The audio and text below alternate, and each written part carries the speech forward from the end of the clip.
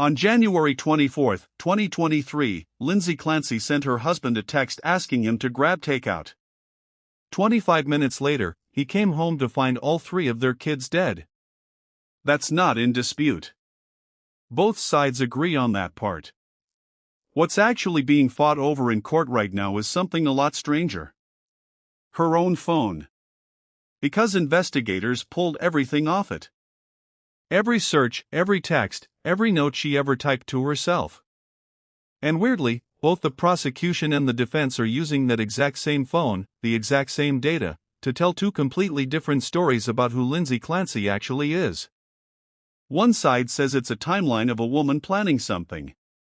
The other side says it's the digital trail of someone falling apart and trying to figure out why. Same phone. Same 25 minutes. Two totally different explanations. Okay, so before we get into what's actually on this phone, it helps to understand how any of this evidence exists in the first place, because it's not like detectives just picked up an iPhone and started scrolling through it like you or I would. After Lindsay Clancy was taken into custody, her phone got handed over to investigators, and pretty quickly it became one of the most important pieces of evidence in the whole case. What they do with a phone like this is called a forensic extraction. Basically, there's specialized software, in this case a program called Celebrite, that police departments use to pull data straight off a device. And I mean everything. Not just your texts and call log, but stuff most people don't even think about, like browser history, cookies from websites you visited, notes you typed and deleted, location data, app activity, all of it. The tool digs into the phone's internal storage and reconstructs a report of basically everything that ever happened on that device. And here's the part that makes this kind of evidence so powerful in a courtroom. Every single piece of that data comes with a timestamp. Down to the second. So investigators aren't relying on someone's memory of what happened that day, which, let's be honest, gets shaky fast when trauma's involved. They've got an actual digital record. A phone doesn't forget, and it doesn't get details mixed up. If a search happened at 4:46 in the afternoon, the report says 4:46 in the afternoon, and that's just a fact now, not someone's recollection of a fact. That's why this phone became such a big deal in the Lindsay Clancy case. Investigators weren't just trying to figure out what she did that day. They were trying to reconstruct, almost minute by minute, what she was doing, searching, and saying in the hours leading up to when her three kids died. So let's actually walk through what that timeline looks like, starting the night before. On the evening of January 23rd, the extraction showed a bunch of activity involving photos of the kids. Specifically, several live photos, the kind that capture a tiny bit of movement before and after you snap the picture, had been opened and modified in some way. When you edit a live photo and save it, it stops being live. It just becomes a still image. Investigators noted this happened across multiple photos that evening. Then January 24th starts, and this is where the timeline really picks up. Around 4:13 in the afternoon, there's a search in Apple Maps for a restaurant called 3V. Anyone who's used Apple Maps knows what this gives you, a route, an estimated drive time, that kind of thing. A few minutes after that, at 4:43, there's a search for the restaurant's menu. Investigators explained that a single search can actually show up in multiple categories inside the extraction report, since the software organizes data in different ways, so what looks like several entries at the exact same timestamp is often really just one action. Around this same window, there's also a search for children's Miralax, and shortly after that, some browsing activity connected to a CVS website. Then, at 4:48, there's an outgoing phone call from Lindsay's phone to a CVS pharmacy on Summer Street. A few minutes later is when the text messages start. At 4:53 p.m., Lindsay texts Patrick, asking if he's up for takeout from 3V since she hasn't cooked anything and it's been a long day. Patrick says yeah. She responds with okie dokie, then follows up asking him to check the menu when he gets a chance. In between those messages, Patrick asks if their son just woke up from his nap, and Lindsay says it was only a short one. At 5:06, there's another search for the 3V menu, this time specifically through Safari, plus another search for Pedialax, both logged at the same exact minute. When asked how two different searches could happen at the same time, the investigator testifying explained it's most likely because there were multiple tabs open at once, which, if you think about how anyone uses their phone browser, isn't unusual at all. People keep a dozen tabs open without thinking twice about it.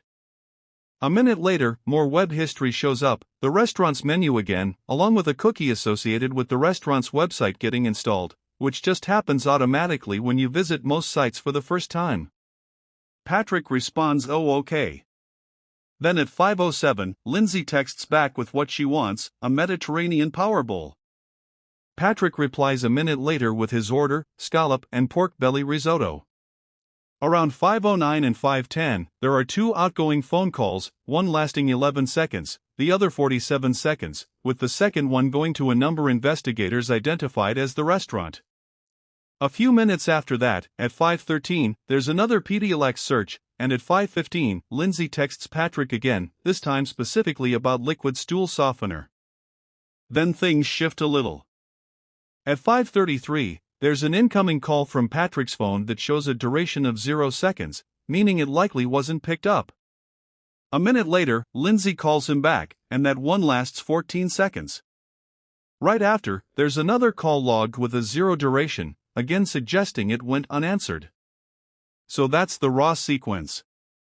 A dinner conversation, some pharmacy errands, a few restaurant searches, some calls that connected and some that didn't. On their own, these actions looked ordinary.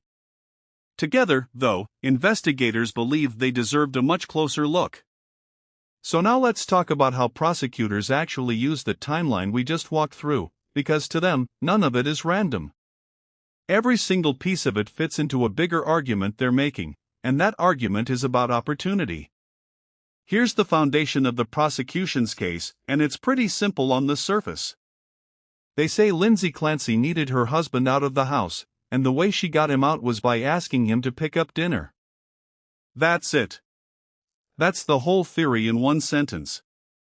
Everything else, the searches, the calls, the back and forth over what to order, prosecutors argue is really just the mechanics of how she set that plan into motion. Think about how it actually played out. Around 4:13, she's already looking up the restaurant in Apple Maps. Not randomly opening the app, specifically searching 3V. And remember what an Apple Maps search actually gives you when you plug in a location, it gives you a route and a drive time based on current traffic. Prosecutors point to that detail specifically, because knowing how long a round trip to a restaurant takes isn't just idle curiosity. It's information. It tells you how much time you're going to have. Then a few minutes later, she's looking at the menu. Then the CVS searches start, and a call goes out to the pharmacy. Then, right around 4:53, the actual text to Patrick goes out. "Any chance you want takeout from 3V?" she asks. "I didn't cook anything, it's been a long day." On its face, that's about as normal a text as you can imagine. Millions of people send some version of that message every single night. But prosecutors argue context changes everything here, because of what came right before it and what came right after. What came after is the part they really lean on. Once Patrick says yes, the conversation keeps going. "Check the menu when you can," she tells him. He asks what she's getting. She says a Mediterranean power bowl. He says he'll get scallop and pork belly risotto. There are calls to the restaurant. There's more browsing. To prosecutors, this isn't just two people casually figuring out dinner, this is a conversation that's actively working to get Patrick physically out of the house and keep him occupied with a specific task, a task with a defined start and end point, a drive there, an order placed, a drive back. And that's really the core of their argument. It's not any single text or any single search. It's the sequence. Prosecutors say if you isolate any one of these actions, sure, it looks like nothing. But string them together in order, the map search, the drive time, the menu check, the actual invitation to go get food, the follow-up questions about the order, and what you're looking at, they argue, is someone constructing a window of time. A window where her husband is out of the house, driving, waiting on food, and driving back, and she knows roughly how long that window is going to last because she already checked. timing is a big piece of this too. Patrick didn't just wander out of the house on his own that evening. He left specifically because his wife asked him to go get dinner. Prosecutors argue that detail matters a lot, because it means the timing of his absence wasn't some coincidence that happened to align with everything else going on that day. It was, in their view, engineered. She picked the errand. She picked the moment to bring it up. And by extension, she had a rough idea of exactly how much time that errand was going to buy her. Then there's the pharmacy activity sitting right alongside all of this. The Miralax and Pedialax searches, the call to CVS. On their own, those look completely unrelated to the restaurant stuff, just a mom handling normal household errands for her kids. But prosecutors bring it up because it adds to the picture of someone moving through a checklist that evening, handling multiple things at once, staying organized, staying on top of logistics. It's not the centerpiece of their argument, but it's part of how they paint her state of mind that day, someone functioning, planning, thinking several steps ahead, not someone who was disoriented or out of touch with what she was doing. So when you put it all together, the map search, the drive time, the menu conversation, the calls to the restaurant, the pharmacy errands, and finally Patrick actually leaving the house, prosecutors say this isn't a random handful of Tuesday evening tasks that just happen to look bad with hindsight. They argue it's a sequence, one action leading into the next, each one setting up the one after it, all pointing toward the same outcome, an empty house and a window of time. Prosecutors argue this sequence is consistent with planning. But does a carefully ordered timeline automatically prove criminal intent? Alright, let's pause here for a second. Based only on what we've covered so far, just the phone timeline, nothing else, what's your read? Do you see a carefully planned sequence of events? Or are you looking at a collection of pretty ordinary, everyday actions that only start looking suspicious once you already know how the day ended?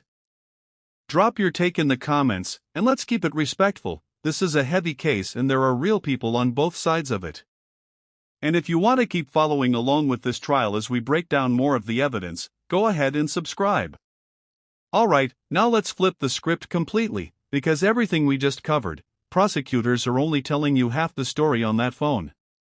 There's another whole layer of data buried in that same extraction, and it points somewhere completely different.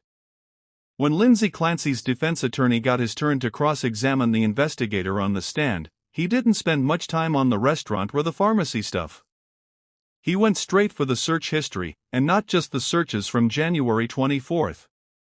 He went back weeks, into December and early January, and started reading off search term after search term, one after another, page after page. And it's a lot. Questions about bipolar symptoms. Searches about psychosis. Whether you can be in DKA, which is a dangerous blood sugar condition, without your blood sugar actually being high. Searches about schizophrenia. About intrusive thoughts. About hallucinations. There's a search from mid-January specifically using the word hallucinations. There's another one using the word psychosis a few days before that. Searches about postpartum depression that stretch across more than a week straight, basically every single day. Then there's the medication side of it, which honestly takes up just as much space. Searches about trazodone, and not just what it is, but how it's supposed to make you feel, what the effects are supposed to feel like. Searches about Ativan and whether you can become addicted to it. Searches about withdrawal specifically tied to benzodiazepines. Searches about Prozac. About Wellbutrin. About a medication called Klonopin. About melatonin. About Ambien. All of it clustered in that same window, mostly December and January, right up until the days before January 24th. On top of that, there are searches about insomnia. Multiple searches about sleep in general, spread across a bunch of different days. A search specifically about ketamine. Searches about anxiety medications broadly. And this is the one that probably stands out the most, a search asking whether a sociopath can be treated. Now here's the thing about that phrase. Prosecutors brought it up first, and on its own, it sounds pretty damning, right? Like, Who searches whether a sociopath can be treated unless they're worried they might be one? But the defense's response to that is basically, look at everything around it. That one search doesn't exist by itself. It exists in the middle of dozens of other searches about psychiatric symptoms, about medications, about whether what she was feeling had a name. The defense's argument is that you can't cherry-pick one alarming phrase out of a list that's otherwise full of someone desperately trying to figure out what's wrong with their own brain. And that's really the heart of what the defense is arguing here. They say this isn't the search history of someone gathering information to plan something. It's the search history of someone who's scared.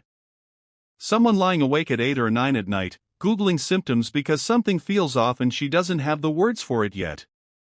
Someone trying medication after medication and searching to see if what she's feeling is a known side effect, or withdrawal, or something worse. It's not a to-do list. It's more like watching someone try to self-diagnose in real time, night after night, for weeks. Do these searches reflect planning?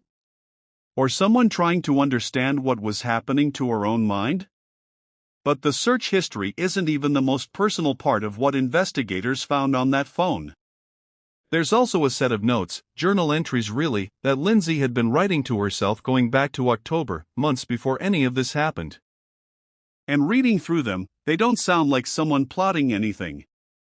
They sound like someone exhausted. In one entry, she writes about feeling sad and depressed because she doesn't think she's able to parent her third child the way she parented her first.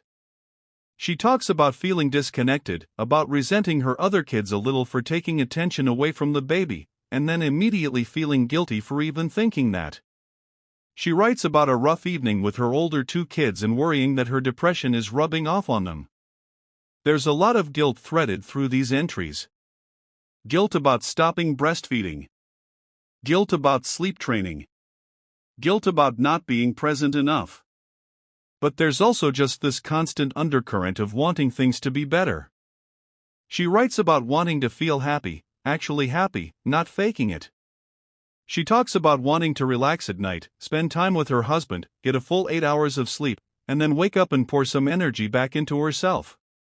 She writes about being on the fence about starting a new medication for anxiety and depression, clearly weighing it, clearly unsure.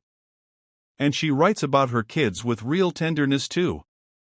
About how planned and wanted her youngest was.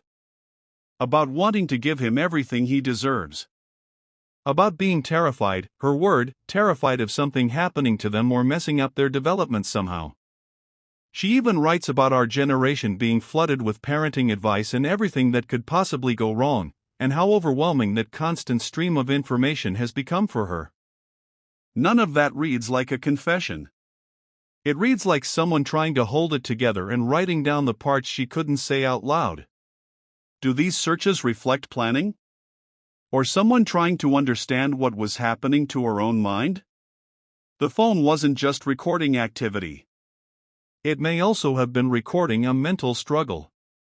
So at this point we've basically walked through the entire phone from 2 completely different angles, and I think it's worth stepping back and actually laying both versions side by side, because that's really what this trial comes down to.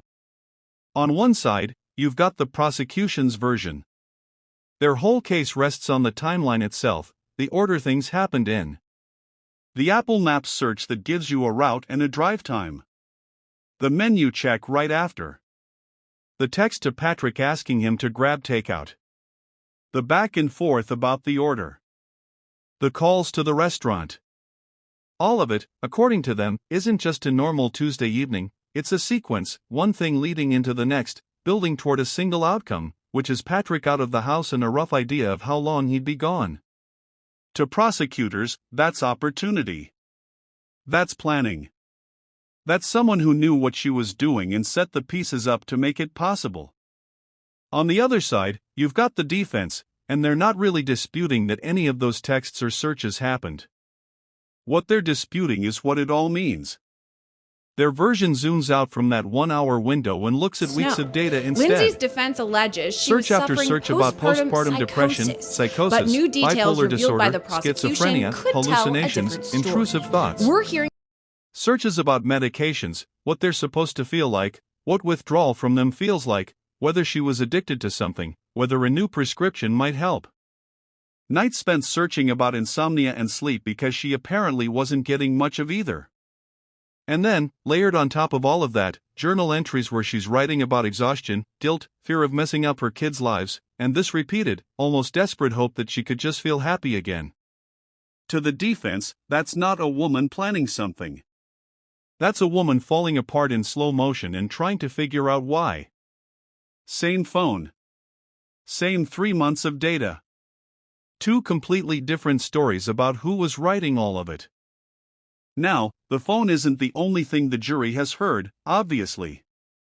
There's also been testimony from the people who were actually treating Lindsay in real life, her psychiatrist and her nurse practitioner, who've talked about her diagnosis, her medications, what they observed during their sessions with her.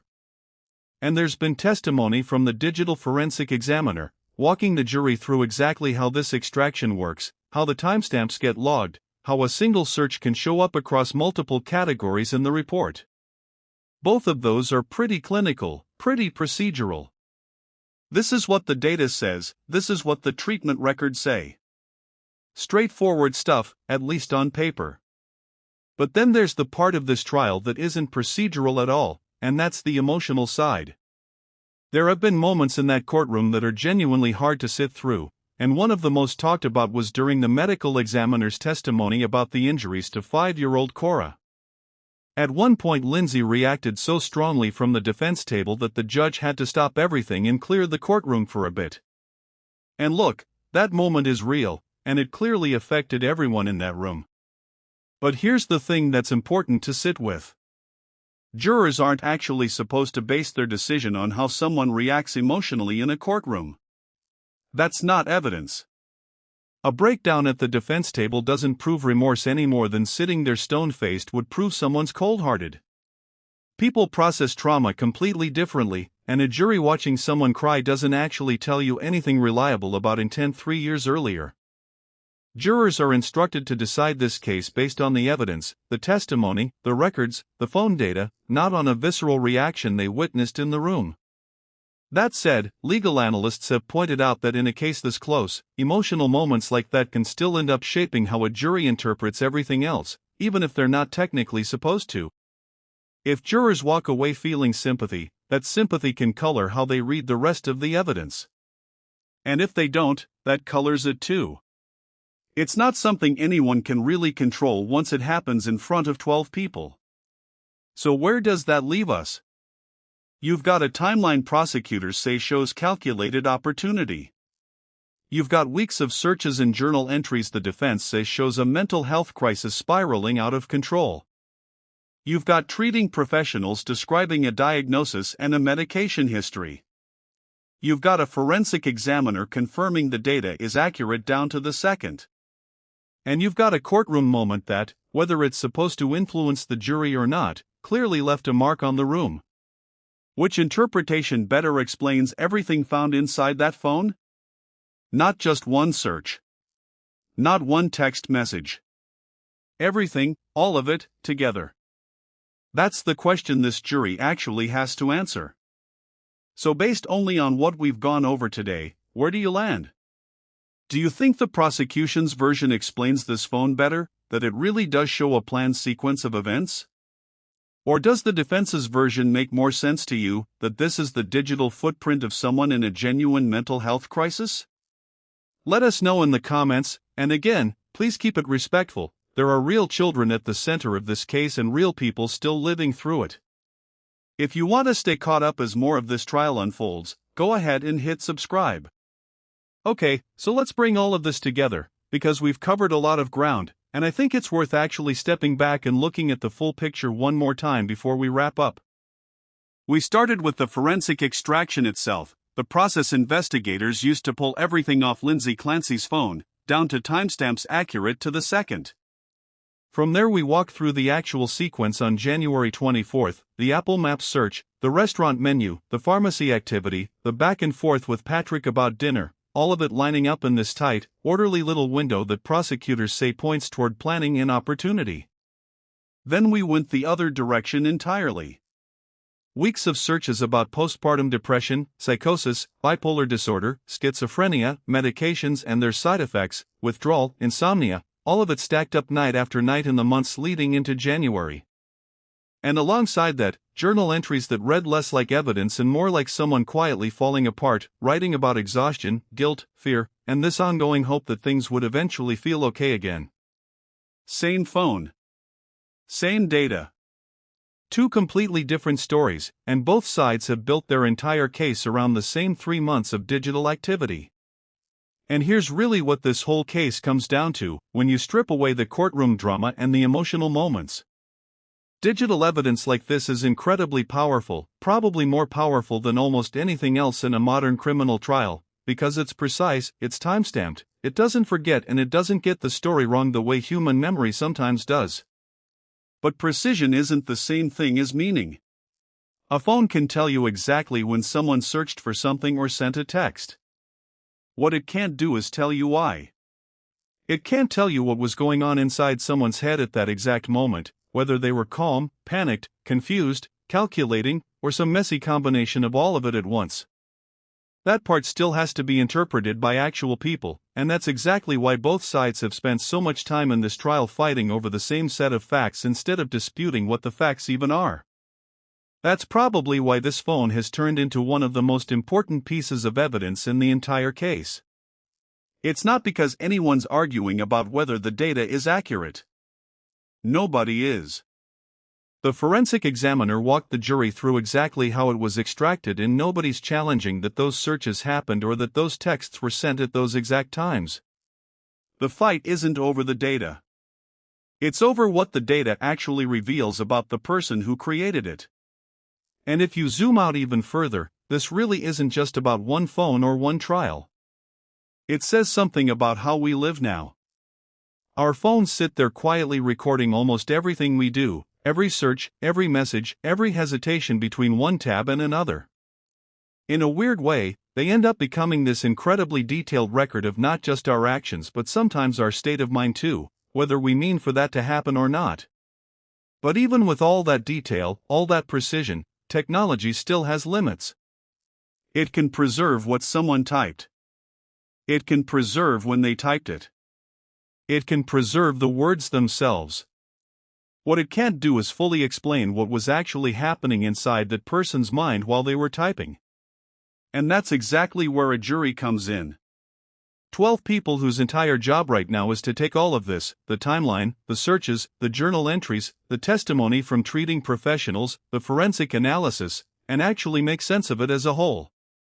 Not cherry-pick one search or one text message and build a verdict around it, but weigh everything together and decide which explanation genuinely fits all of it, not just parts of it. So here's really where things stand.